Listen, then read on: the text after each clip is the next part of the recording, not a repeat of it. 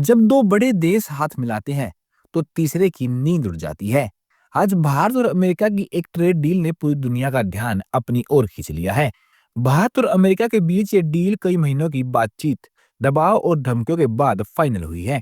America पहले भारत पर 50% tariff लगाने की बात कर रहा था, लेकिन अब टैरिफ घटाकर 18% रह गया है। यह भारत के लिए राहत है और अमेरिका के लिए पीछे हटने जैसा कदम है। डील की खबर आते ही चीन की बेचैनी सामने आ गई। चीन की सरकारी अखबार ग्लोबल टाइम्स ने सवाल उठाई। चीन ने भारत पर सीधे कुछ नहीं कहा, लेकिन डोनाल्ड ट्रंप के बयानों पर शक जताया। चीन के एक विशेषज्ञ ने कहा कि भारत और अमेरिका टैरिफ घटाने की बात कर रहे हैं, लेकिन दोनों देशों के बयान एक जैसे नहीं हैं। उन्होंने यह भी कहा कि यह पहली बार नहीं कि जब ट्रंप ने कहा हो कि भारत रूसी तेल की खरीद रोकेगा। पहले भी ट्रंप ऐसे दावे कर चुके हैं और भारत उन्हें खारिज कर चुका है। विशेषज्ञ ने कहा कि ट्रंप की बात तभी मानी जाएगी जब भारत खुद आधिकारिक जानकारी देगा। इसी बीच कनाडा से बयान आया। कनाडाई विशेषज्ञ जैक सोर ने बताया कि इस डील से अमेरिका के अंदर बेचैनी बढ़ गई थी। अमेरिका को डर था कि भारत और यूरोपीय डील के बाद वह पीछे रह जाएगा।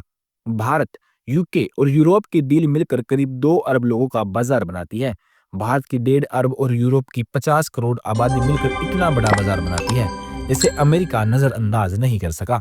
इसी दबाव में अमेरिका ने जल्द में 1 हफ्ते के भीतर भारत के साथ डील फाइनल कर ली। अब सबकी नजर रूस पर है। ट्रंप ने दावा किया है कि भारत रूसी तेल की खरीद कम करेगा, लेकिन भारत सरकार की ओर से कोई आधिकारिक बयान नहीं आया है।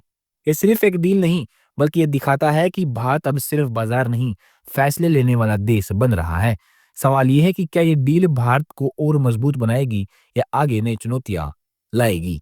आप क्या सोचते हैं? कमेंट में लिखिए, अपनी राय दीजिए और ऐसी खबरों के लिए चैनल को सब्सक्राइब करें ताकि आप हर अपडेट आप तक पहुंच सके। मिलते हैं अगली बड़ी खबर में, तब तक के लिए जय हिंद।